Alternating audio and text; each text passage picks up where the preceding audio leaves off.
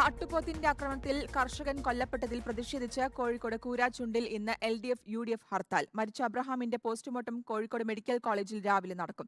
വൈകുന്നേരം 4 മണിയോടെയാണ് സംസ്കാരം. അതേസമയം അക്രമകാരിയായ കാട്ടുപോത്തിനെ മയക്കുവെടിവെക്കാൻ വനംവകുപ്പ് ഉത്തരവിട്ടു. വന്യജീവികൾ ജനവാസ മേഖലയിലെത്തി അക്രമം നടത്തുന്നതിൽ വനംവകുപ്പിന് നേരെ അതിരൂക്ഷമായ വിമർശനമാണ് ഉയരുന്നത്. ഇന്നലെ സംയുക്ത സമരസമിതിയുടെ നേതൃത്വത്തിൽ കക്കയം ഫോറസ്റ്റ് ഓഫീസ് ഉപരോധിച്ചു. LDFും UDFും കക്കയത്ത് നിന്ന് ഹർത്താൽ പ്രഖ്യാപിച്ചിട്ടുണ്ട്.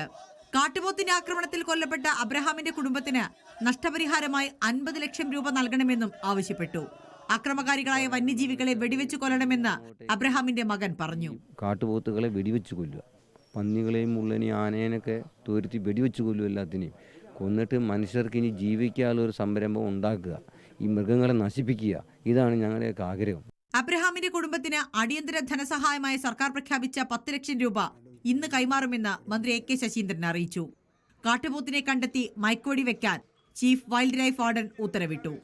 ഉയർന്ന താപനില കാരണം വന്യമൃഗങ്ങൾ കാട്ടിൽ നിന്ന് പുറത്തുവരാൻ സാധ്യതയുള്ളതിനാൽ വനത്തിൽ പ്രവേശിക്കരുതെന്ന നിർദ്ദേശവും വനവകുപ്പ് നൽകിയിട്ടുണ്ട്. റിപ്പോർട്ടർ, കോഴിക്കോട്.